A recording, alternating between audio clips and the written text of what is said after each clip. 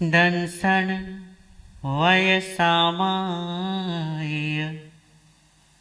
पोसः पडिमायबम्भचित्ते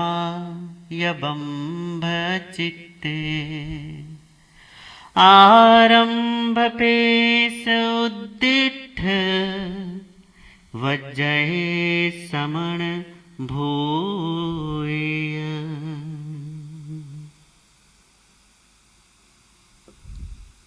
श्रावक की ये प्रतिमाएं हैं। दर्शन, व्रत, सामायिक, पौषध, ब्रह्मचर्य या इसको प्रतिज्ञा कहें, ब्रह्मचर्य, सचित्त त्याग जिसे हम अचित्त कहते हैं, प्रेष्य त्याग, उद्दिष्ट त्याग और श्रमणभूत। ये इस प्रकार 11 प्रतिमाएं श्रावक की हैं, 11 प्रतिज्ञाएं हैं, जिनमें दर्शन पर हमारी चर्चा हुई है और व्रत पर हमारी कल चर्चा हो रही थी, जिसमें हमने श्रावक के जो 12 व्रत हैं उनकी चर्चा की थी, जिसमें से 11 व्रतों पर हमारी चर्चा हुई है। 12वां जो अतिथि संविभाग है, आज इसे थोड़ा सा समझने की कोशिश करते हैं और फिर अगले चरण की तरफ बढ़ते हैं। अतिथि संविभाग।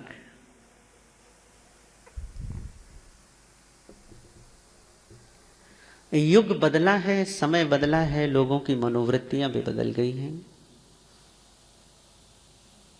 या ऐसा कहें कि लोगों की मनोवृत्तियों के अनुसार समय भी बदल गया है।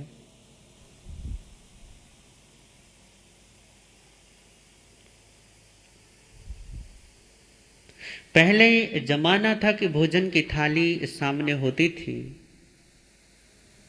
तो लोग परमात्मा से प्रार्थना किया करते थे कि प्रभु कोई तो हो जो आज हमारे भोजन में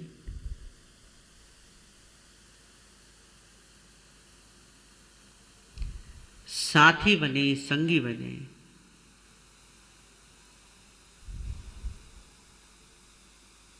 अपनी भूख से पहले किसी अन्य की भूख की चिंता हुआ करती थी। अपना पेट भरने से पहले किसी अतिथि के आगमन की प्रतीक्षा हुआ करती थी।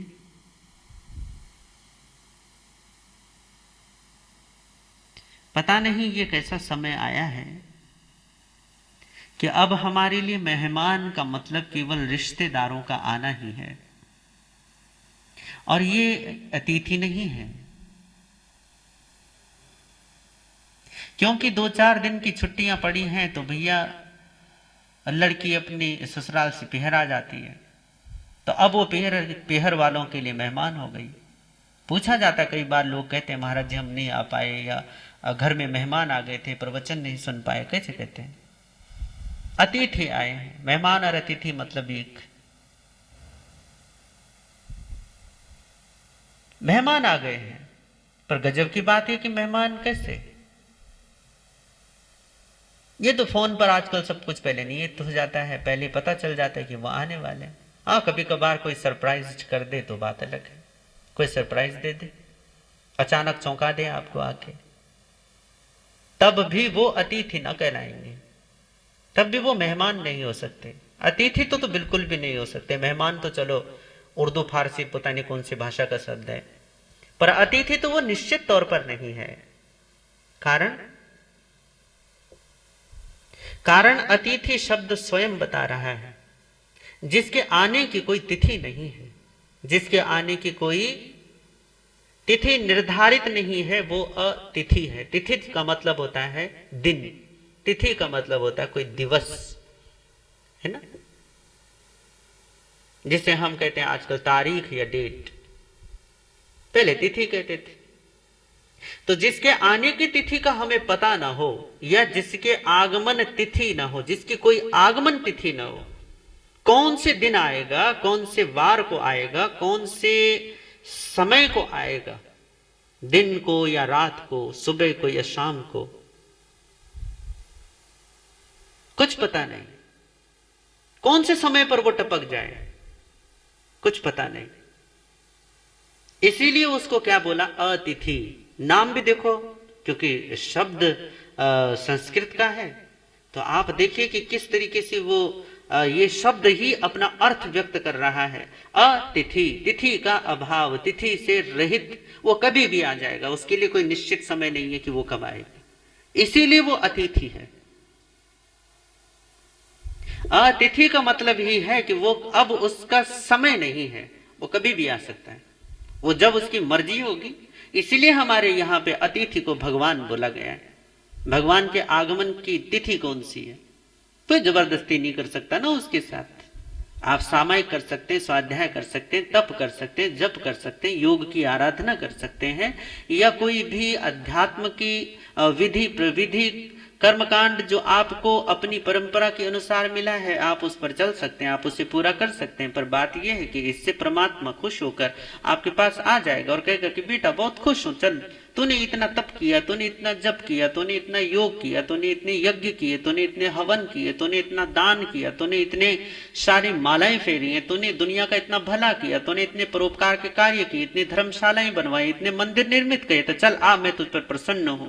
भूल जाइए, ऐसा नहीं हो सकता। परमात्मा के साथ इन कर्मों से आप उम्मीद नहीं कर सकते कि वो आएगा, इसीलिए तो वो भगवान है ना। अतिथि के साथ भी आप ये नहीं कह सकते कि ये अब आएगा, वो या तब आएगा, इस समय आएगा या उस समय आएगा, निश्चित नहीं किया जा सकता ना, इसीलिए तो वो अतिथि है।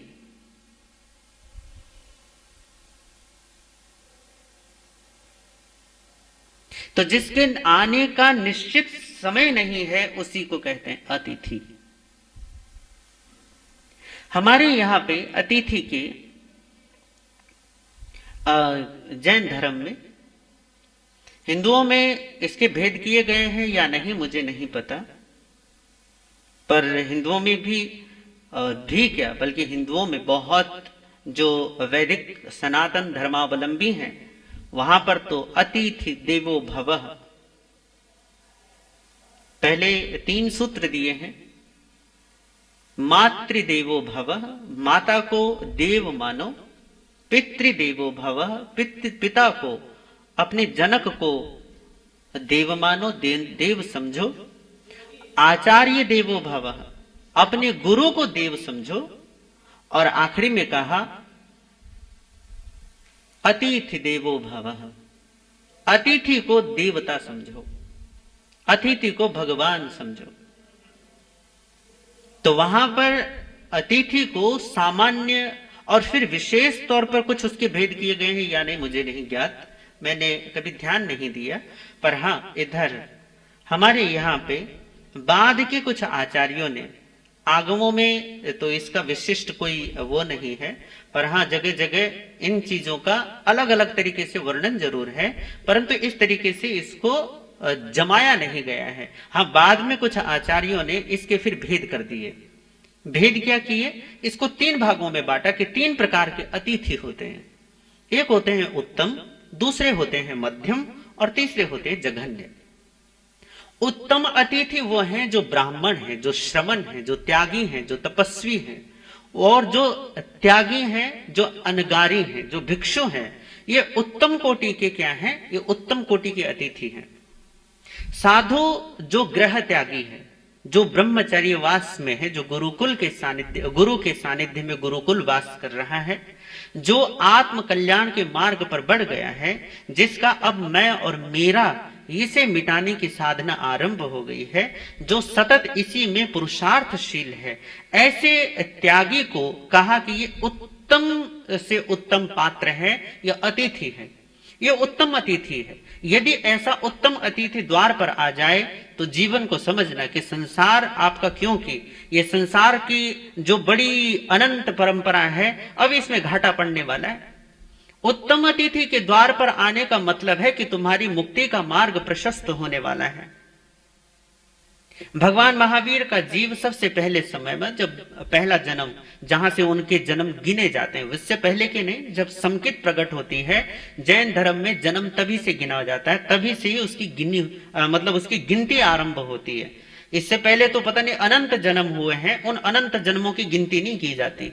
गिनती तब से आरंभ होती है जब से संकित प्राप्त होती है, अर्थात आत्मदर्शन जब सर्वप्रथम होता है जीव को, तब से उसको जीवित समझा जाता है। उससे पहले तो वो मरा ही हुआ है। जिसे बोध नहीं है अपना, जिस जीव को ज्ञान नहीं है अपना, जिस जीव को पहचान नहीं है अपनी, जिस आत्मा को अपने ही बारे में खबर नहीं, ऐसी आत्माओं को जैन धर्म में मुर्दा ही समझा जाता है। उनको गिना नहीं जानता, उनके जन्म मरण नहीं गिने जाते। जन्म और मरण तब गिने जाते हैं भैया, वही तो मरेगा ना जो जीवित होगा, जो जीवित ही नहीं है वो क्या मरेगा। इसका मतलब कि उनके जन्म और मरण की गिनती नहीं की जाती, समझा ही नहीं जाता, उनको गिनने लायक नहीं समझा जाता। ऐसा नहीं कि जन्म और मरण नहीं होगा, होगा, पर कहते क्या गिनना इनके जन्म मरण। पर हां, जब जीव को पहली बार आत्मा का साक्षात्कार होता है, या कहें कि पहली बार वो अपने आप को देखता है, अपने आप की पहचान होती है, तब से उसके जीवन और जन्म और मरण गिने जाते हैं। तब से उसने कितने भव किए, कहां कहां गया, तब उस पर नजर रखी जाती है। तब वो थोड़े से गिनती लायक बनता है, तब उसमें थोड़ा सा मूल्य पैदा होता है कि वो देखने लायक हो। अन्यथा संसार में जो जीव विषय और वासनाओं में मोह के वशीभूत होकर डूबा हुआ है, उनकी क्या गिनती करनी। आपकी नजर भी तो उसी चीज पर जाती है ना, बाजार में जो सबसे अलग चीज होती है, जो सबसे अलग होता है। आप यदि कभी कोई कपड़ा लेने के लिए, चाहे बहनें साड़ी लेने के लिए, अपने सूट सलवार लेने के लिए, या फिर आदमी लोग अपने जीन्स पैंट वगैरह कुर्ता पैजामा लेने के लिए यदि जाते हैं, तो दुकान पर आपकी नजर उसी पर पड़ती है ना जो सबसे अलग होता है। दुकानदार से भी तो यही कहते हो कि भैया सबसे कुछ अलग दिखाओ ना, कुछ अलग दिखाओ। अलग दिखाने के चक्कर में पूरी दुकान खंगाल कर आ जाते हो उसकी। जो सबसे अलग होगा, जो सबसे भिन्न होगा, वही तो नजर में आता है। आत्मज्ञानी संसार के जीवों की भांति नहीं होता। सम्यक्त्वी, चाहे उसका सम्यक तो वो फिर गिर भी जाए, वापस चला भी जाए, वो फिर से आत्मज्ञानहीन होके मिथ्यात्व दशा में चला जाए, तो भी वो गिनती में आ जाता है। ये बड़ी गजब की बात है। वो सबसे भिन्न नजर आने लग जाता है। अब उसमें वो वाली स्थिति नहीं रहेगी जो सामान्य जीवों में रहती है। जो सामान्य जीवों का अनंत से अनुबंध है, अर्थात अनंत संसार से उनका जो समझौता है, वो समझौता उसका समाप्त हो गया। हमारे यहाँ पे इसको एक तरह से थोड़ा सा और समझा दूं मैं। जैन धर्म में सम्यक्त की जो प्रकटन की जो प्रक्रिया है, प्रक्रिया इसे थोड़ा सा ऐसा समझे कि जब पहली बार संकित प्रकट होती है ना, तो क्षायोपशमिक या क्षायिक संकित प्रकट नहीं होती। पहली बार जब संकित होती है जीव को, तो वो होती है औपशमिक। औपशमिक का मतलब होता है जैसे अंगारा हो और आप उसके ऊपर राख डाल दो, तो अंगारा क्या होगा, बुझेगा नहीं, यह समाप्त नहीं होगा, बस ऊपर से राख दबा दी जाती है, तो वो क्या लगता है, अंगारा दिखाई नहीं देता। पर राख के हटते ही अंगारा फिर से, वो जो जलता हुआ अंगारा है लाल लाल, वो फिर से प्रकट हो जाएगा। इसी को उपशम कहते हैं कि आत्मा अपने ही बल से कुछ ऐसे अपने कर्मों को उपशमित कर देती है, उनको दबा देती है, नष्ट नहीं करती। कुछ को नष्ट करना और कुछ को दबाना ऐसा भी नहीं होता, केवल दबाती है। और दबाते समय क्या होता है, तब आत्मा को अपनी पहचान होती है। अतः उस पहचान में, क्योंकि उसने तो दबाया है, नष्ट तो किया नहीं, वो वापस से उभरेगा, वो वापस फिर से वही स्थिति आएगी, फिर से बेचारा कहां चला जाता है, मिथ्यात्व में चला जाता है। हो सकता है कि वो थोड़ी समय में फिर से सम्यक्त हो जाए, दोबारा फिर से सम्यक्त की प्राप्ति कर ले, कुछ ही पल में या कुछ ही देर में। और हो सकता है कि उसको बड़ी देर लग जाए, बहुत सारा समय लग जाए। इसको हमारे यहां पर कहा है कि अर्धपुद्गल परावर्तन काल भी लग सकता है। अब आप कहोगे कि अर्धपुद्गल परावर्तन काल क्या है, आगे आएगा तब हम अब इसको समझने की कोशिश करेंगे। पर यहां पर इतना समझ लीजिए, इसे ऐसा समझें जैसे हमारी पूरी पृथ्वी ये है अनंत, पूरी पृथ्वी को अनंत जैसा समझ लीजिए कि पूरी पृथ्वी है अनंत। जब किसी को संकित प्राप्त होती है पहली बार, चाहे वो उपशम संकित ही सही, पर आगमकार कहते हैं या हमारे आचार्यों ने कहा है कि उसका संसार घटकर इतना कम हो जाता है जैसे पूरी धरती पर एक गाय का खुर या गाय का पैर, उसको कहते हैं गोष्पद, कि अनंत संसार तो है पृथ्वी की तरह, और जब किसी को संकित प्रकट होती है, पहली बार जब संकित आती है, तो फिर उसका संसार पृथ्वी से घट के गाय के पैर जितना रह जाता है, गोष्पद जितना संसार उसका रह जाता है। यही संकित की महिमा है, ये संकित का महात्म्य है, ये उसकी महत्ता है, ये उसका सामर्थ्य, उसका बल है कि वो हमारे अनंत संसार को घटाकर कितना कर देती, बिल्कुल थोड़ा सा। तो ऐसी संकित जब पहली बार किसी को प्रकट होती है, तब वो जीव गिना जाता है कि हाँ अब ये लायक हुआ है, गिनने लायक। अभी तक तो ये सबके साथ है ना, तो सारे तो नालायक हैं। नालायक की उनकी सबसे पहले इसी से सिद्ध होती है, क्योंकि उनका मिथ्यात्व, उनकी अविद्या की ग्रंथि, उनकी अविद्या का अज्ञान की जो गांठ है वो अभी तक खुली नहीं है।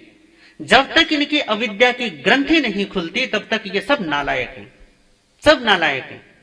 हाँ, इनमें लायकी तब आती है, ये लायक तब होते हैं जब इनकी ये अविद्या की ग्रंथि विमोचित हो जाती है, जब भीतर से मोह की ग्रंथि मिटती है, तब जाके जीव को कहा जाता है अब ये महत्वपूर्ण हुआ है, तब से उसकी गिनती होती है। तो भगवान महावीर का वो पहला भव जब उनको संकित की प्राप्ति हुई, वो था नए सार का भव।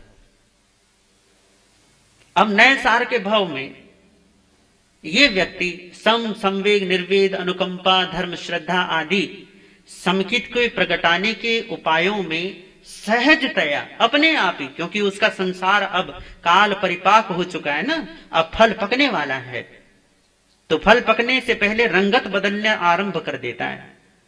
जैसे आम का फल है तो शुरू में तो उसमें कोई स्वाद ही नहीं होता, जब वो छोटा सा होता है, ना खट्टा ना मीठा, अजीब सा ही होता है, फीका फीका सा, फीका भी नहीं होता। फिर जैसे जैसे बड़ा होता है उसमें खटास आती चली जाती है। एक समय होता है कि उसकी खटास होती जो पीक पर होती, बिल्कुल खट्टा, जिसका आप अचार डाल देते हो या लौंजी बना देते हो। फिर उसके बाद जब वो पीक पर पहुंच जाती है उसकी खटास, तब उसकी खटास अब क्या होनी शुरू हो जाती, घटनी शुरू हो जाती। वही खटास अपने परिणामों को, अपने पुद्गलों को बदल देता है और धीरे धीरे वो मिठास में परिवर्तित होने लग जाता है। वो खटास जो थी वो एक सीमा तक पहुंची, उसके बाद अब उसमें क्या आना आरंभ हो गया, मिठास। ये जो हमारा संसार जब पूरे बिल्कुल पीक पर पहुंच जाता है, एक शिखर तक पहुंच जाता है, उस शिखर के पश्चात अब हमारा संसार क्या होने लग जाता है, घटना लग जाता है। ये जीव की सहज प्रक्रिया है।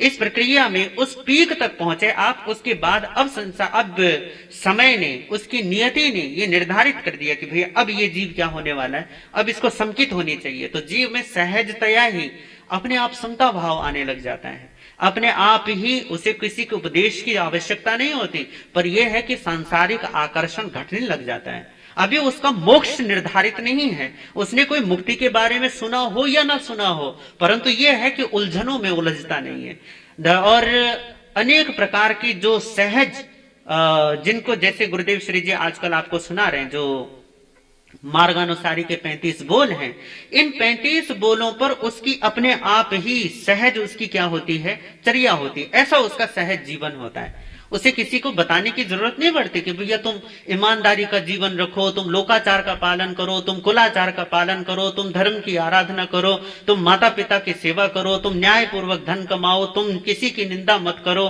तुम शिष्टाचार का पालन करो। ये अलग से उपदेशित करने की आवश्यकता नहीं होती उससे, वो अपने आप सहजतया ऐसा होने लग जाता है, अपने आप ही धीरे धीरे।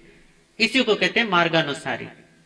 ये भी जरूरी नहीं है कि वो कि उपदेश से नहीं होगा, उपदेश से भी हो सकता है। कोई कोई जीव होते हैं, बल्कि ज्यादातर जीव होते हैं जो उपदेश से ऐसा कर लेते हैं, ऐसा हो जाते हैं।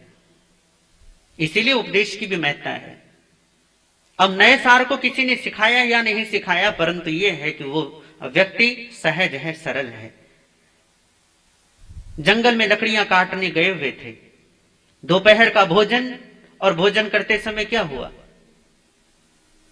सबको कहा, क्योंकि वो ग्राम चिंतक है ना, ग्राम चिंतक मतलब गांव का मुखिया है, तो वो भी लकड़ी काटने के लिए सबके साथ गया हुआ है, अपने लोगों के साथ।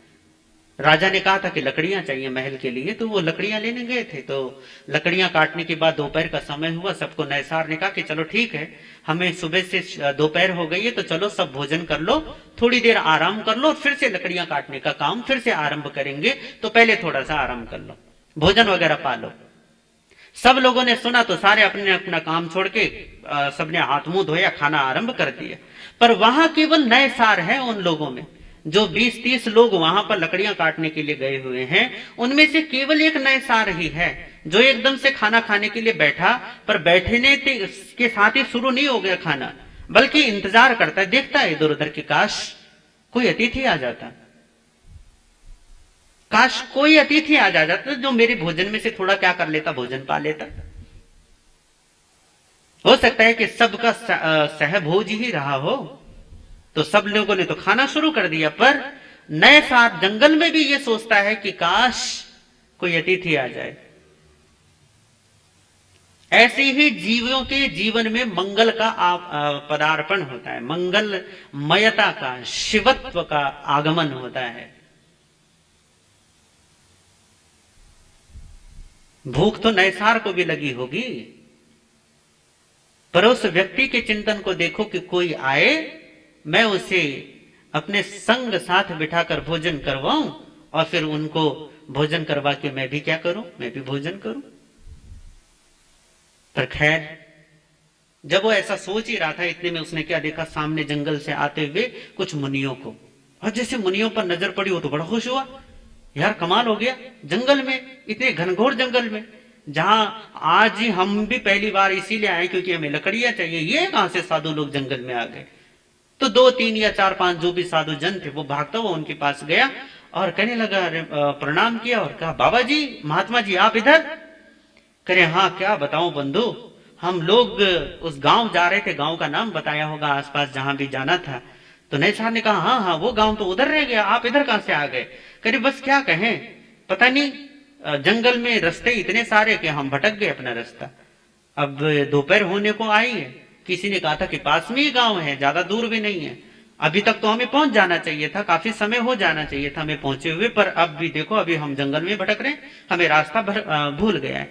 तो क्या करे, अच्छा अच्छा, आप आइए, हम यहाँ जंगल में लकड़ियां काटने के लिए आए हैं, सब भोजन पा रहे हैं, यदि आप लोग भी यदि भोजन पा सकते हो, भोजन कर सकते तो आप आइए।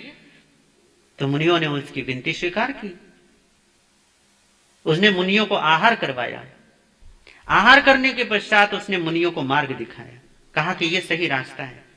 जब वो रास्ते पर मुनियों को लगाकर चलने ही वाला था, तो मुनियों ने उसे क्या कहा, उसे थोड़ा सा उपदेश दिया उसे। अब मुनि क्या कह सकते हैं, उन्होंने तो यही कहा कि भाई, तूने हमें रास्ता बताया, तो चलो हम भी तुझे रास्ता बताते हैं, तो तू हमें मार्ग पर लाया है, तो चल हम भी तुझे मार्ग पर आने का उपाय बताते हैं। मुनियों ने उसे थोड़ा सा जो भी धर्म संदेश होता था वो थोड़ा सा उसे दिया, वो सुनकर बड़ा खुश हुआ, बड़ा वहां पर उसका प्रमोद भाव, उसका आह्लाद, उसकी प्रसन्नता इतनी ज्यादा, इतनी अधिक मात्रा में बढ़ी कि आगमकार कहते हैं, या जो भगवान महावीर की जीवनी लिखने वाले और स्वयं भगवान महावीर ने भी जहां इसका वर्णन किया है, वहां वो कहते हैं कि उसको इतना आह्लाद और प्रसन्नता हुई कि वहीं पहली बार इस जीव ने संकित की प्राप्ति की। वो जो अनंत से अनुबंध था, वो अनुबंध, वो समझौता तोड़ दिया, कहा कि हमें नहीं चाहिए ये संसार।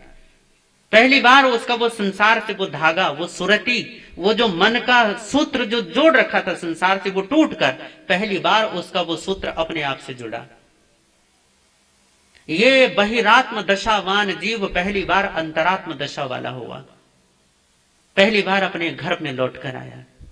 जो इतना भटक रहा था, इतना घूम रहा था परिधि पर, पहली बार अपने केंद्र पर आया, और केंद्र पर आते ही कहते हैं कि इसका अनंत संसार समाप्त हुआ, अब थोड़ा सा काल रह गया। तो ये उत्तम अतिथि वो हैं जो आपको मुक्ति की खबर दे दें, उत्तमोत्तम अतिथि वो हैं जो आपको बंधन मुक्ति का उपाय बता दें, जो जीवन में सारी धारणाओं और आग्रहों को मिटा दें, सारे वैसा ज्ञान का ऐसा सैलाब ले आए, ज्ञान की ऐसी आंधी चला दें कि सारा कूड़ा करकट कचरा सब बहकर निकल जाए। अभी कुछ साल पहले गंगा नदी में बाढ़ आई थी ना, उत्तराखंड की तरफ से, अरे होटल के होटल, गांव के गांव, और जो आसपास में जहां थे कुछ पूरे भवनों के भवन सब बह गए उसमें। और इतना पूरा आया हुआ था, लगभग क्या नाम है, ऋषिकेश क्या, हरिद्वार क्या, उधर वो गढ़गंगा क्या, उधर इलाहाबाद तक मिट्टी मिट्टी, पानी पानी। पर यह है कि भैया जो काम सरकारें करोड़ों अरबों रुपए खर्चा करके नहीं कर पाए ना, उस साल तो अकेली गंगा ने अपना काम कर दिया। सारा कूड़ा करकट, जितनी गंदगी सब निकाल के बहा के ले गई। तो जैसे बाढ़ आने पर सब कूड़ा करकट क्या हो जाता है, निकल लेता है। हमारे यहीं पे पीछे, ये आग पीछे क्या आगे, यहां ये नदी है, बिंदुसार नदी। अब इस नदी में जितना देखो कितनी गंदगी है ना, लोग चलो कहीं सुधरे लोग नहीं है, सबसे खचेड़ू, सबसे बिगड़ेल हमारे भारतीय। नदियों का, पहाड़ों का, पर्वतों का, रेतीली घाटियों का, ये ऐसा कुछ भी इसने नहीं छोड़ा है जहां ये अपने हाथ न पसारे, जहां इसने कुछ बिगाड़ न किया हो। सब जगह कचरा फैलाता है। आदमी इतना कचरा हो गया कि कचरा फैलाने के लिए कोई काम ही नहीं करता। खैर, अभी इसमें 2-3 दिन मतलब 2-3 बार इसमें थोड़ा सा पानी भर गया था। तो पानी जैसे ही भरा तो आसपास का जितना कचरा होता है ना, सब साथ में ले गई। पर पानी जैसे ही कम होता है तो लोग मानते नहीं, तो वहां पीछे से उसमें कचरा डालते रहते हैं, वो फिर से इकट्ठा हो जाता है। दूसरे दिन, पहले दिन देखा तो सारा कचरा गया, पर दूसरे दिन देखो सारा कचरा फिर से आ गया।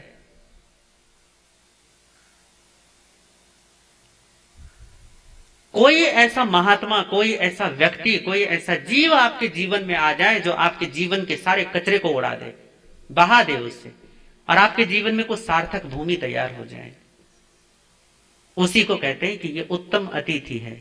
जिसके आने पर, जिसके आगमन पर आपको धर्म का लाभ हो, उसको उत्तम अतिथि कहते हैं। और ऐसे उत्तम अतिथि होते हैं साधु संत, ब्राह्मण जन, त्यागी वर्ग, मोह और आसक्ति से, जिसका अपना मेरा कहने वाला, कहने के लिए कुछ नहीं, जिसका घर और बार का मोह का बंधन मिट गया है, ऐसे जो अतिथि हैं उनको का ये उत्तम है। दूसरे हैं मध्यम। मध्यम अतिथि कौन है? मध्यम अतिथि वो गृहवासी हैं जो गृह, घर में रहकर भी व्रत का पालन करते हैं, घर में रहकर भी मुक्ति की साधना करते हैं घर में, हैं घर परिवार में, हैं अपने बाल बच्चों में, हैं अपने व्यापार काम धंधों में, परंतु साधना मुक्ति की चल रही है, साधना मुक्ति की तरफ बढ़ रही है, कदम उनके चल रहे हैं मुक्ति की तरफ, मार्ग पर आ गए हैं। अब वो क्या है? मार्ग पर चल रहे हैं, परंतु शक्ति के अनुसार चल रहे हैं, ग्रस्त के रूप में है परंतु फिर भी चल रहे हैं। तो ये मध्यम अतिथि हैं, जिन्हें हम श्रावक श्राविका कहते हैं। और परमात्मा कहते हैं, भगवती सूत्र में परमात्मा का वचन है कि ऐसे लोग, कुछ लोग होते हैं जो केवलियों से क्या करते हैं? उपदेश पाकर मुक्ति के मार्ग पर चल पड़ते हैं। केवली अर्थात भगवान से। कुछ लोग होते हैं जो केवली के शिष्यों से, जो स्वयं उनसे दीक्षित हैं, उनसे उपदेश पाते हैं और मुक्ति के मार्ग पर चल पड़ते हैं।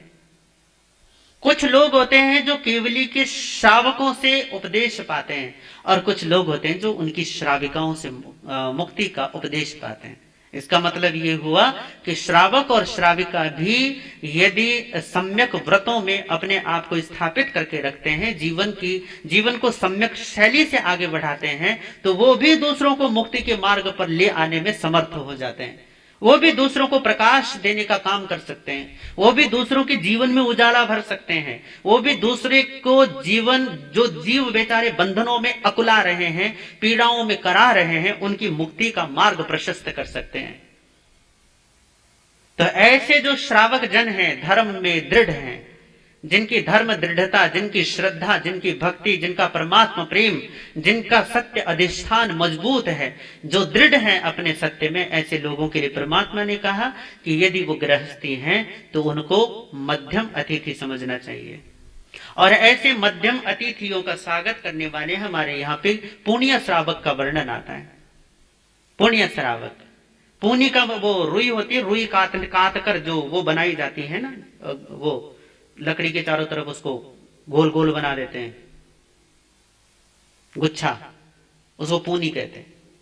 अब ये जो पूनी है, इस पूनी को काट काट के, रुई को काट काट के पूनी बनाने का काम, तो लोग असली नाम भूल गए उनका। वो पूनी काटने वाला था ना, तो जैसे हम कहते हैं ये पूनी काटना है ना, लोहे का काम करने वाला लोहार हो जाता है, सोने का काम करने वाला सुनार हो जाता है, तो वो पूनी काटने वाला था तो उसका नाम पुनिया हो गया। अब ये भगवान का श्रावक है, परमात्मा का प्रेमी है। अब इसने अतिथि संविभाग का व्रत ले लिया कि मैं अतिथियों का संविभाग करूंगा, कि परमात्मा के दर्शन हेतु जो भी यहां आएंगे, जो परमात्मा के सभा में बैठेंगे, या जब भी कभी कोई साधार्मिक नगर में आएगा तो मैं उसका क्या करूंगा, मैं उसका अतिथि सत्कार करूंगा। पर उससे पहले ये दोनों जन एक व्रत ले चुके थे, परिग्रह परिमाण व्रत।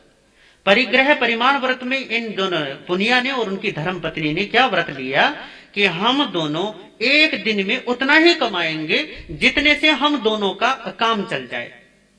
एक दिन के लिए, ऐसा भी नहीं कि दूसरे दिन के लिए, नहीं, दूसरे दिन के लिए फिर से अलग से कमाएंगे, अलग से काम करेंगे, अलग से कमाएंगे। तो रोज उतनी ही पूनी काटते थे जितनी पूनी से एक दिन का पैसा आ जाए और घर में एक दिन का भोजन आ जाए, बस, इससे ज्यादा नहीं। और एक दिन का भोजन भी केवल 2 जनों के लिए, तीसरे जने के लिए नहीं।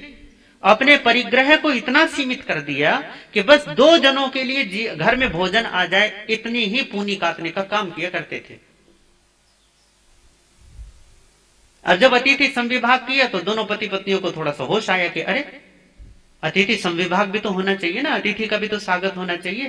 पर प्रतिज्ञा तो ये भी ग्रहण कर ली कि 2 जनों से अधिक का भोजन घर में नहीं बनेगा, इससे ज्यादा हम कमाएंगे भी नहीं, तो क्या करें, क्योंकि ये व्रत भी निभाना है और अतिथि संविभाग व्रत भी निभाना, तो कैसे निभाएं। तो दोनों पति पत्नी ने आपस में क्या सलाह की कि 2 जनों का तो भोजन बनेगा ही ना, 2 जनों का तो बनेगा। तो एक काम करते हैं, पुनिया ने कहा कि मैं एक दिन तो मैं भोजन छोड़ने के लिए तैयार हूं, एक दिन मैं उपवास करता हूं। तो पत्नी ने कहा ठीक है ना, एक दिन तुम उपवास करो, एक दिन मैं उपवास करूंगी। जिस दिन तुम्हारा उपवास होगा उस दिन तुम्हारे भाग का भोजन, जिस दिन मेरा उपवास होगा उस दिन मेरे भाग का भोजन अतिथि को मिल जाएगा। इस तरीके से हमारा अतिथि संविभाग व्रत विफल जाएगा। देखो इन दोनों महान धन्य आत्माओं को। राजा श्रेणी को जब पता चला ना कि वो नरक में जाने वाला है, तो उसने परमात्मा से उपाय पूछे कि मुझे उपाय बताओ कि मैं नरक से छूट जाऊं। भगवान ने कहा कि नहीं, नहीं छूट सकते। पर वो जिद में पड़ गया, कहा नहीं, आप बताओ, मुझे मार्ग बताओ। तो परमात्मा ने कहा ठीक है, नगर में, तुम्हारी नगर में रहने वाला पुण्य श्रावक है, जाओ और उससे कहो कि वो तुम्हें अपनी एक सामायिक दे दे। बस तुम उससे एक सामायिक खरीद कर आ जाओ, उसके बाद तुम्हारी ये जो नरक की बेड़ी है ये कट जाएगी, तुम नरक से मुक्त हो जाओगे। राजा श्रेणी ने कहा अच्छा, जाता हूं। वो गया पुनिया के पास, और पुनिया छोटी सी झोपड़ी में अपने रहता है, आराम से चैन और सुकून के जीवन में जीवन व्यतीत कर रहा है।